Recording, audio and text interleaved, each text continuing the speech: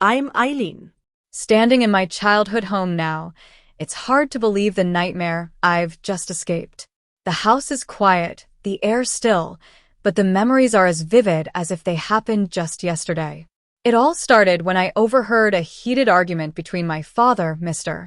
Harris, and my stepmother, Mrs. Harris. I was at the top of the stairs, on my way to my room, when their voices, tense and urgent, stopped me in my tracks. "I'm telling you, this is getting out of hand," Mrs. Harris said, her voice cold and calculating. "She's not stable. The boys, Tommy and Ben, they can't live like this." My father's voice was quieter, but I could hear the hesitation in it. "She's still my daughter. We can't just send her away." Mrs. Harris scoffed. "There are facilities, private ones. They can help her in ways we can't. It's for everyone's safety." My heart sank. I knew exactly what she meant. A facility meant being locked away, labeled as crazy, and having my future destroyed. I leaned against the wall, my hands shaking as I listened to them discuss my fate as if I wasn't even a person. As I stood there, the weight of their words pressed down on me. I had been feeling strange for months, hearing whispers, seeing shadows that weren't there. I had tried to tell myself it was just stress, the pressure of senior year, and my dream of going to medical school. But now, listening to them, I began to wonder if there was more to it. I remembered the early days when my life was so different. My mother had passed away when I was young, a victim of a rare genetic disorder. My father, a successful real estate developer, was often busy with work. He provided for me, but our time together was limited. Then Mrs. Harris entered our lives. She was charming at first, with a warm smile and kind words. She brought a sense of normalcy back to our house. When my father announced their engagement, I was hopeful. I thought I was finally going to have a mother figure again. After their wedding, things seemed fine at first. But then Tommy and Ben were born. Mrs. Harris's attention shifted completely to the twins. I became an afterthought, a nuisance in her eyes. The little things started to change. She would get irritated when I left my shoes by the door or made too much noise. Her comments became more frequent, more cutting. I tried to be better, to stay out of the way, but nothing seemed to work. Around the same time, the strange experiences began. At first, it was just a faint whisper in the quiet of the night, a shadow that disappeared when I turned to look. I told myself it was my imagination, the result of stress and lack of sleep. But as time went on, these experiences became more frequent and more intense. I was a top student, driven and focused. Medical school had been my goal for as long as I could remember. I believed in the logic of medicine, the idea that every problem had a solution. But these symptoms were defying all logic. I didn't tell anyone about what I was experiencing. I was afraid of being labeled as weak, of having my dreams of medical school shattered. I tried to ignore the whispers, to push through the fatigue and the dizziness. Then I met Jake. We had been friends since elementary school. He was the kind of person who noticed the little things, who didn't judge. One day after school, I finally broke down and told him everything. He listened without interrupting, his expression serious. "You're not imagining this, Eileen," he said. "And you're not alone. You need to tell your dad." I was terrified at the thought. I knew that telling my father meant opening myself up to scrutiny, to the possibility of being labeled as mentally unstable. But Jake's words made me realize that I couldn't keep this to myself any longer. So, I waited until one evening when the house was quiet. I sat down with my father and told him about the whispers, the shadows, the dizziness. He listened, his face unreadable. "I'm glad you told me," he said finally. "We'll take you to see a doctor. Just to be sure." The doctor recommended medication.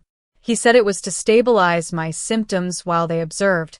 I was hesitant, but my father assured me it was for the best. At first, I didn't notice any difference. But within days, my body started to protest. I felt nauseous, exhausted, and my concentration was shot. The whispers and shadows didn't go away. If anything, they seemed worse. Mrs. Harris was quick to notice.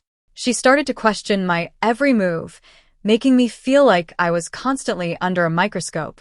My father, too, began to look at me with suspicion.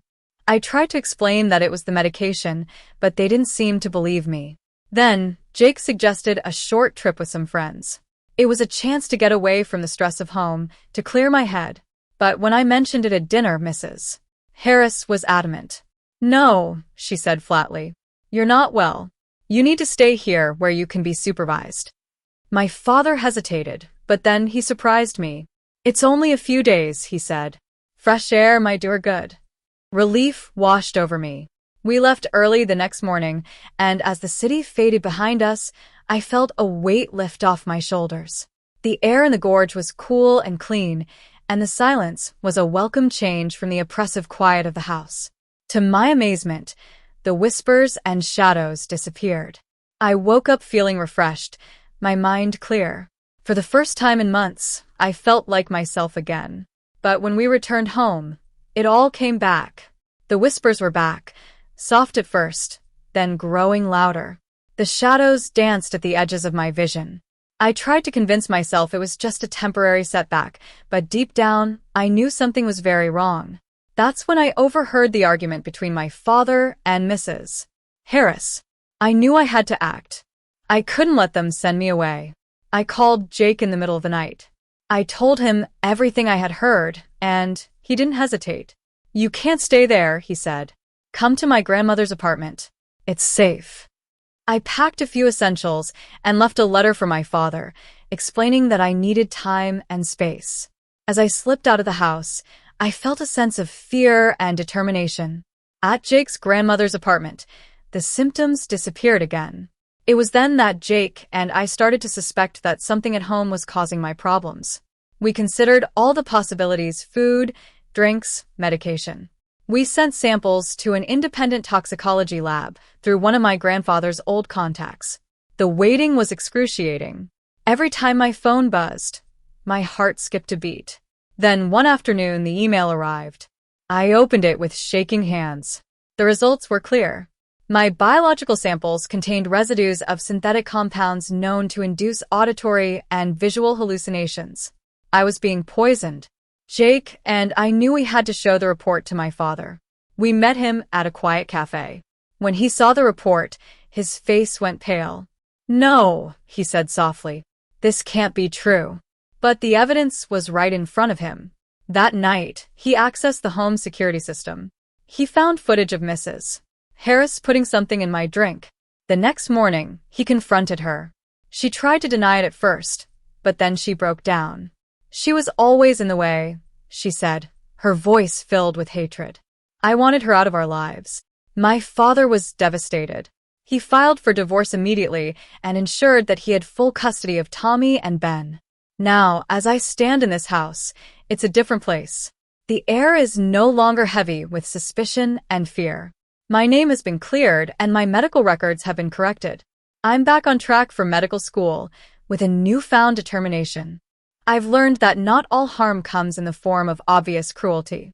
Sometimes, it's hidden behind a mask of concern.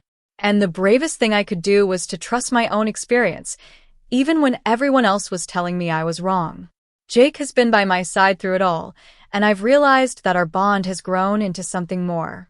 As I look out the window, I know that the future is mine again. I've come through the darkness, and I'm stronger for it.